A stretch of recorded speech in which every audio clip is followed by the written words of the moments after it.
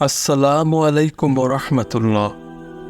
প্রিয় দর্শক, আজ আমরা আলোকপাত করব এমন একটি গুণের উপর যা আমাদের জীবনকে সাফল্যমণ্ডিত করতে পারে, আর তা হলো ধৈর্য। আল্লাহ সুবহানাহু ওয়া তাআলা কোরআনুল কারীমে বহুবার ধৈর্যের কথা উল্লেখ করেছেন।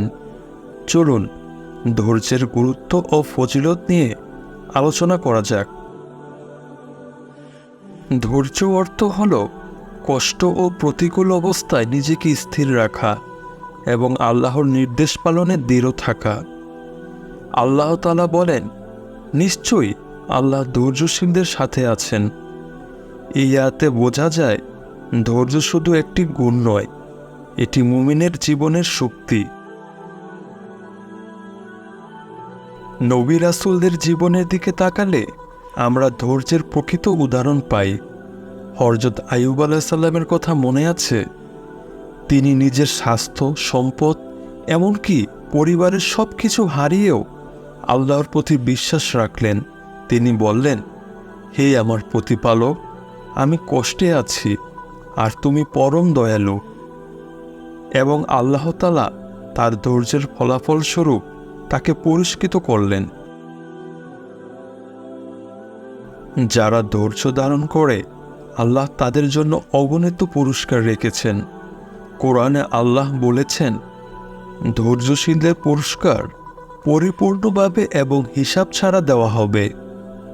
এর অর্থ হচ্ছে, আমাদের দুনিয়ার জীবনের কষ্টগুলো যদি আমরা ধৈর্যের সাথে মোকাবেলা করতে পারি, তাহলে আখিরাতে এর প্রতিদান অপরিসীম হবে। প্রিয় দর্শক, দুনিয়ার জীবনে আমরা অনেক সময় পরীক্ষার সম্মুখীন হই। তখন ধৈর্য ধারণ করাই আমাদের একমাত্র সমাধান। মনে রাখবেন, ধৈর্য মানে শুধু অপেক্ষা করা নয়, এটি আল্লাহর প্রতি ভরসা রাখা, দোয়া করা এবং সময়ের সাথে সাথে নিজের চেষ্টা অব্যাহত রাখা।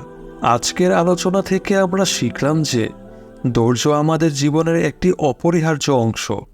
এটি শুধু আল্লাহর কাছে প্রিয় হওয়ার মাধ্যম নয়, এটি আমাদের সফলতার চাবিকাঠি।